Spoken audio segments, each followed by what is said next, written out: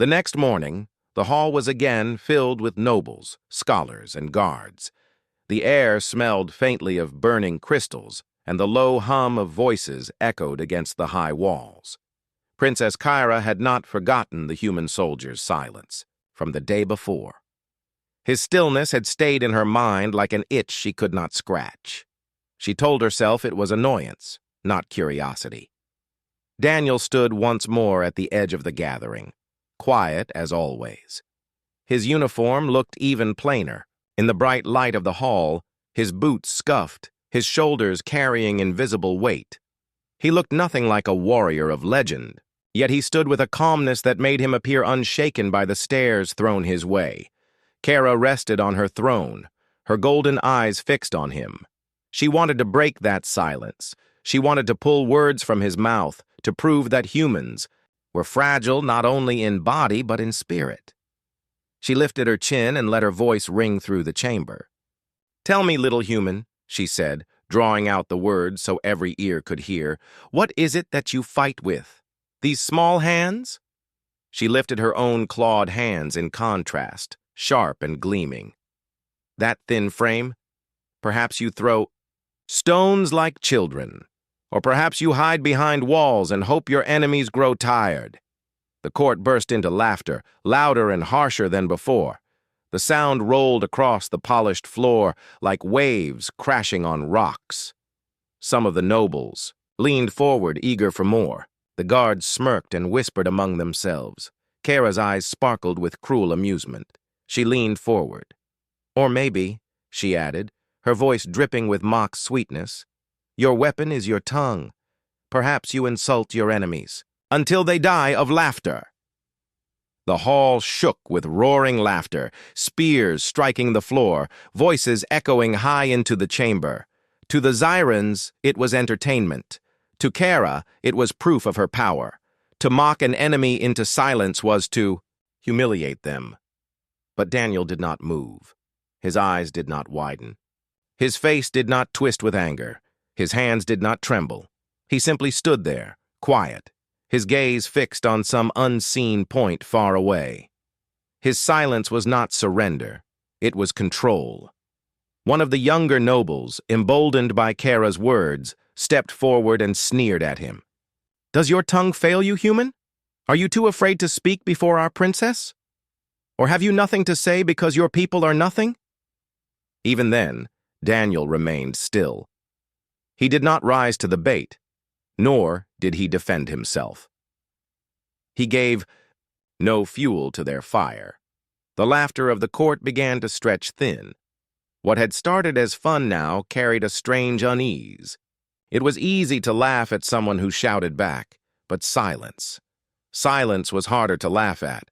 Silence forced them to hear their own voices echo back, empty and cruel. Kara frowned. This was not the reaction she had expected.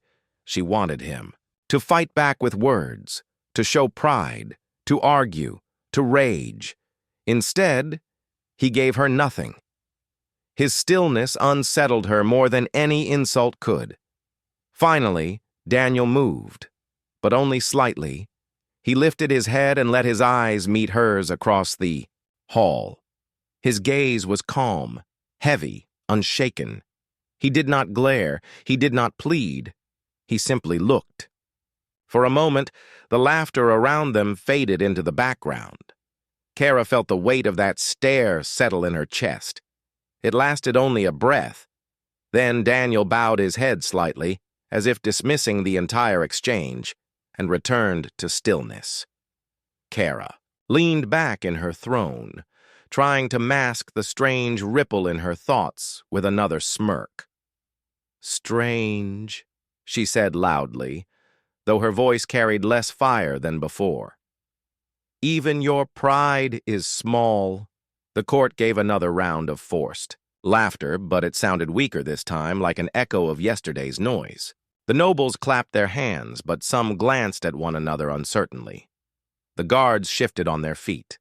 The mockery no longer felt complete. Kara tightened her grip on the armrest of her throne. Why did his silence feel so heavy? Why did, It felt as though she, not he, had lost something in this exchange. She told herself it was nothing, just irritation, nothing more. Yet deep inside, where her pride could not reach, the alien princess felt the smallest seed of doubt begin to grow. That night, long after the court had emptied, the great hall stood silent. The silver banners no longer shimmered in torchlight, and the firestones burned low, casting long shadows against the black stone walls. Princess Cara sat alone on her throne, her golden eyes staring at the floor. She should have felt victorious. She had mocked the human soldier before her people. She had humiliated him, and he had given her nothing in return. By all rights, it should have been a triumph of words. But the silence he left behind had not felt like defeat for him. It had felt like defeat for her. She leaned her head against the cold armrest of the throne. "Why did he not speak?" she whispered to herself. Her voice echoed softly in the sore, empty chamber. It was strange, almost unsettling. In Zyran culture, silence in the face of insult was a mark of shame. A warrior who could not defend their honor was considered weak, broken, or cowardly. Yet when Daniel had remained quiet, it had not looked like shame at all. It had looked like strength, like he had measured her words, found them unworthy, and simply chosen not to answer. Cara shifted uncomfortably in her seat. That thought stung her pride. She was the princess of the Zyran Empire, heir to 1,000 victories, born of warriors whose names were carved in stone. And yet, a single human soldier with no crown, no title, no armor, had made her question her own power. Unable to rest, she summoned one of her scholars.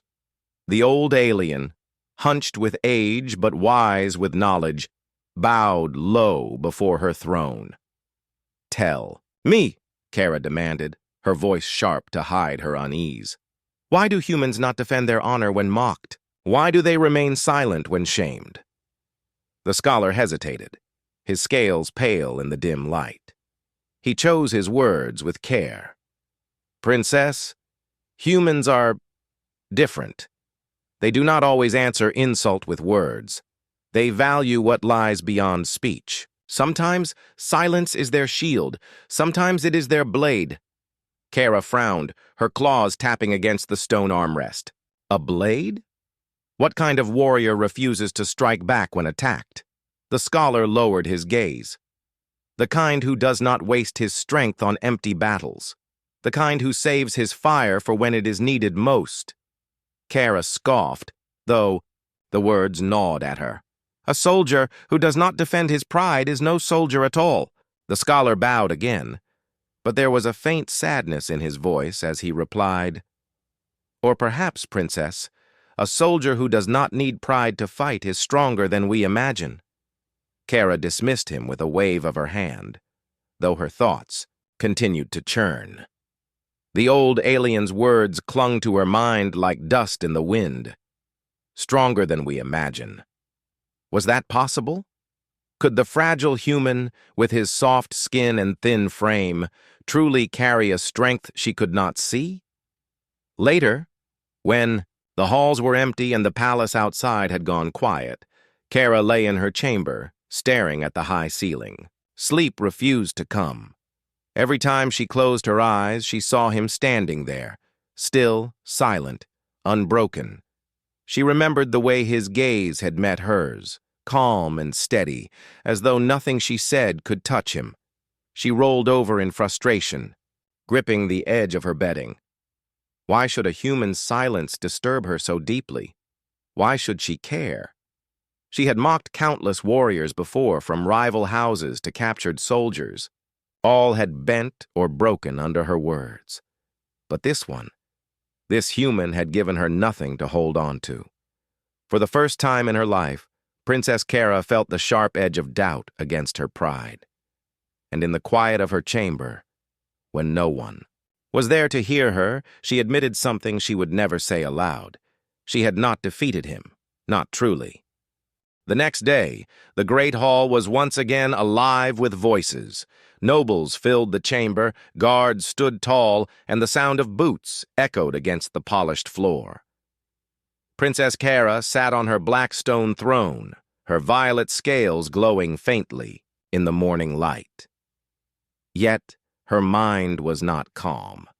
All night she had thought of the human soldier's silence, and now she wanted to test him again. Daniel entered quietly with the human delegation. As before, he wore the same plain uniform, his boots scuffed, his shoulders steady. He carried no weapon. His presence seemed small compared to the towering figures of the Zyrans, yet his calmness filled the air like something unseen but heavy. Cara leaned forward, her golden eyes fixed on him. She wanted to break that stillness. She wanted to see. If she could make him bend, "Human," she called, her voice echoing through the chamber. "Tell me something. Do you believe you could defeat me in battle? Do you think your fragile body could stand against my strength?" The court grew silent. Her words were not just mockery this time. They were challenge. For the first time, Daniel spoke. His voice was low, steady, and carried no anger. "Princess," he said, "I did not come here to fight you. I came here so fewer of my people and fewer of yours would die." The words hung in the air, heavy and unexpected. Some of the nobles frowned, others whispered to one another.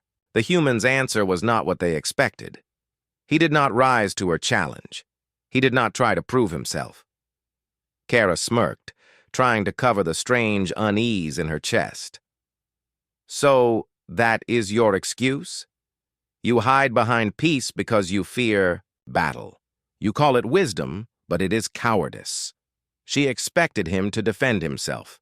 She expected fire in his voice.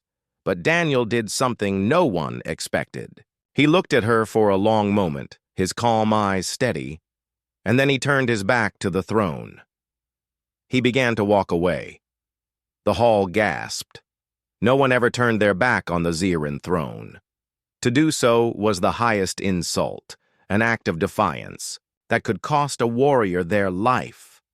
Guards shifted uneasily, unsure if they should stop him. The courtiers stared in shock. "Stop!" Cara's voice cut through the air, sharp and commanding. Her pride flared like fire. No one walked away. From her, no one dared. Daniel stopped at the great doors but did not turn around. His voice carried clearly across the hall.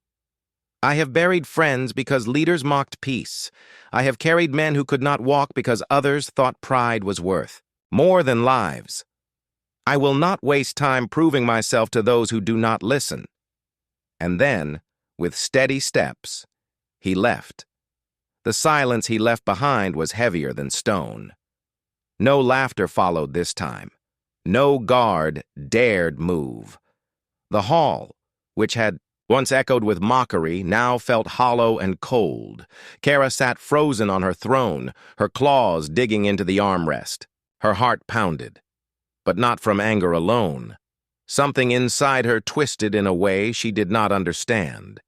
The human had not bowed, had not fought, had not shouted. He had simply walked away.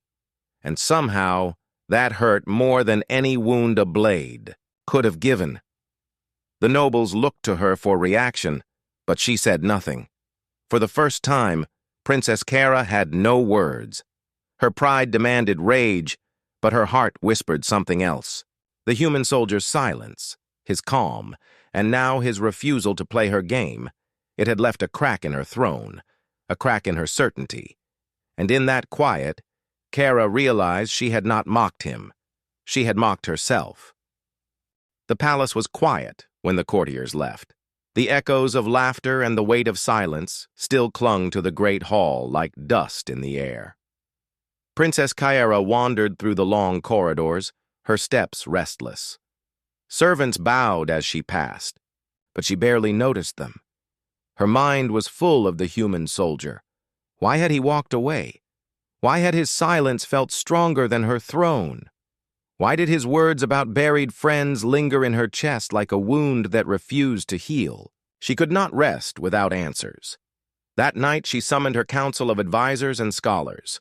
The chamber filled with old voices, each one careful and wise. She sat at the head of the long table, her golden eyes sharper than blades. "Tell me," she commanded, her tone heavy. "What do you know of humans, their nature, their ways? Speak." The oldest scholar, a frail figure with pale scales, cleared his throat. His voice was soft but steady. "Princess, humans are not like us. They are not the strongest in body, nor the sharpest in claw. But they endure. They survive where others fall." Kyera frowned. "Survive? On what?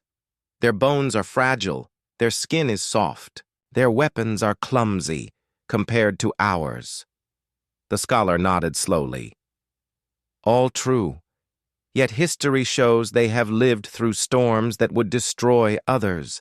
They fight not only with their hands but with their hearts. They rise after every fall. It is said that no matter how much you break them, they find a way to stand again." Another advisor leaned forward. "They are stubborn, Princess. More stubborn than stone. They will keep moving even when the world tries to stop them. That is their strength." Kara's claws tapped against the table. Their words unsettled her. She wanted to dismiss them, to call it foolish admiration. But she could not forget Daniel's steady eyes. His silence had not been weakness. It had been choice. A choice to rise above her mocking words, to walk away, instead of wasting breath. "And their pride?" Kyera asked sharply. "Do they not care for honor?" The scholar shook his head. "They care, but differently. Humans do not always guard pride in words. They guard it in action, in sacrifice. They do not fear being mocked. They fear failing the ones they love." Kara sat back, her chest tight. The scholar's words stabbed at the memory of Daniel's voice. "I have buried friends because leaders mocked peace." She had mocked him, but he had not cared for himself. He had cared for the lives that could be lost. The chamber fell silent, waiting for her reply. But Kara had none. She dismissed them with a wave of her hand, her mind restless, her heart unsteady. When the night deepened, she walked alone in the palace gardens. The air was cool, and the alien stars glimmered above like shards of gold. She sat on a stone bench, listening to the soft rustle of leaves. Yet even here, his voice followed her. "I will not waste time proving myself to those who do not listen." Her pride told her to hate him, to call him weak. But another voice inside whispered the truth. He had been stronger than her, not in body, not in throne, but in spirit. For the first time in her life, Princess Kara felt shame, not because the human had insulted her, but because she had insulted him and he had shown her the emptiness of her own words. She pressed a clawed hand against her chest, feeling the quiet beat of her heart. It was a strange feeling, sharp and heavy. Was this what it meant to be humbled? That night, under the alien stars, Kara understood something she had never thought possible. She, the proud princess of the Zyran Empire, had mocked a human soldier. But it was his silence, his truth, that had defeated her. The great hall of the Zyran Empire stretched high into the air, its crystal pillars glowing faintly with blue light. Silver banners hung from the ceiling, each marked with the crest of the royal family, a serpent coiled around a star. Alien. Firestones burned in tall stands, filling the chamber with a steady warmth. To any outsider, the hall was a place of pride, of authority, and of power. But to the human soldier standing at the far end, it felt more like a cage. Daniel stood quietly, near the entrance, his boots sinking slightly into the polished floor. He wore no golden armor, no cape, no medals. Just a plain military uniform, dark green with a faded insignia on the shoulder. His hands rested behind his back, his face calm, his posture steady. He did not speak. He did not move. He was there, only because his leaders had asked for him to attend the peace talks. To him, this was not a place for pride. This was a place where lives might be saved. At the other end of the hall sat Princess Kara, draped across her black stone throne as though she had been born from it. Her scales shimmered faintly under the firelight, a rich violet shade that marked her royal blood. Her eyes, sharp and golden, flicked across the humans, studying them like prey. She was young by her people's standards, but her arrogance was older than mountains. To her, humans were weak creatures, strange in their appearance, fragile in their bones and foolish in their dreams. When her gaze settled on Daniel, her lips curled into a smirk. "This," she said loudly, her voice echoing across the hall, "is the human warrior. This is the soldier Earth sends to stand in my presence?" Her words dripped with mockery, sharp as blades.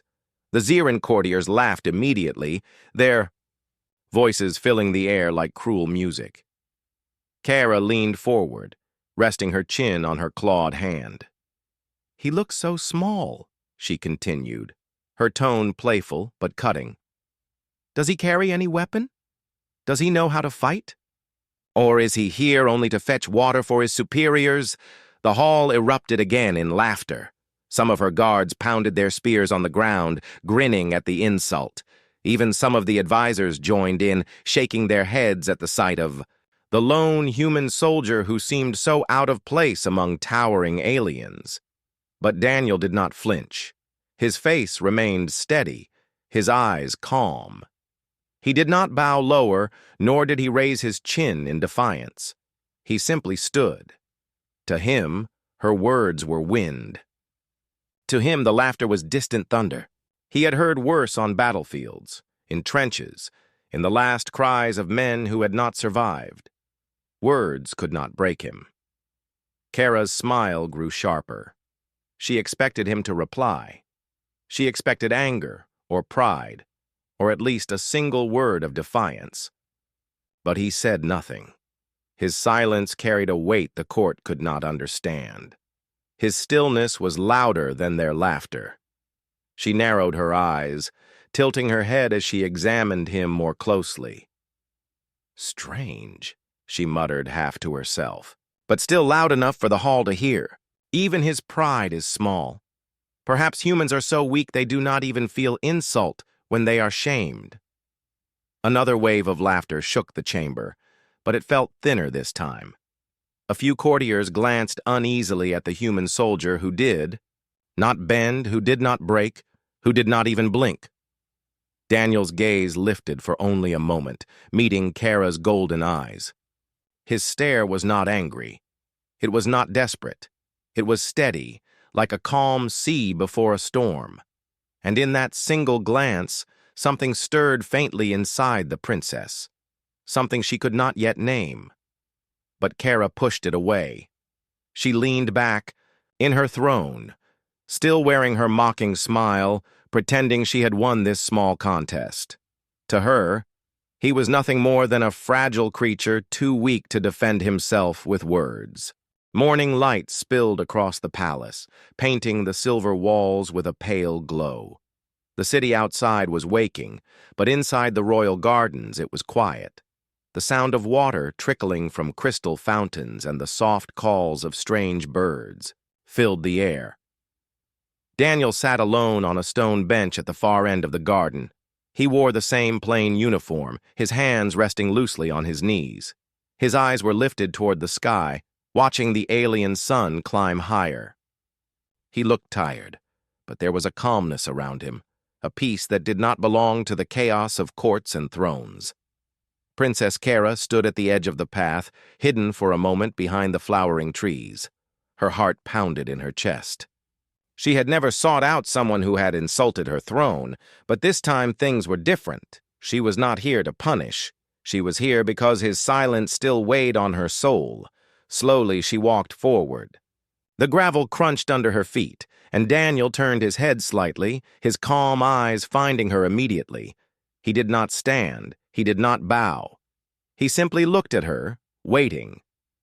Kara stopped a few steps away. For a long moment, she could not speak. The words she wanted to say tangled in her throat. Pride tried to hold them back, but the memory of his voice, his steady gaze, pushed her to release them. "I mocked you," she said at last, her voice softer than it had ever been in front of anyone. The words felt strange, heavy, almost painful. "I laughed at you in front of my court. I thought your silence was weakness. But I see now, I mocked what I did not understand." Daniel's face remained calm, but his eyes softened. He said nothing, letting her speak. Kara's golden eyes flickered away for a moment before returning to his. "When you walked away, I felt as though you carried more strength than I had ever seen. You turned your back on my throne as if it meant nothing, and maybe it does mean nothing, compared to what you have carried." Her voice faltered, but she pushed on. "I wanted to see pride in you. Instead, I saw something greater. You did not fight for yourself. You fought for peace. You refused to waste your spirit on empty battles. That is stronger than any throne." For the first time in her life, Princess Kara lowered her head. Not much, only a slight bow. But if her court had seen it, the empire itself would have shaken. "I mocked you," she repeated softly, "but it was I who was small. You showed me that true strength is not in words nor in pride, but in what a warrior chooses to carry, and what they choose to let go." Daniel studied her quietly. Finally, his voice broke the silence, low and steady. "Strength is not in how loud we are, Princess. It is in what we protect. I have seen men die for pride, but I have also seen men live for others. I would rather carry the second kind of strength." Kara listened, and for once, she did not argue. She simply let his words settle into her heart. She had spent her life believing that power was in domination, in sharp words and mocking laughter. But this human, fragile in body, yet unbreakable in spirit, had shown her another truth. The two of them sat there in the garden, the air filled with the song of alien birds.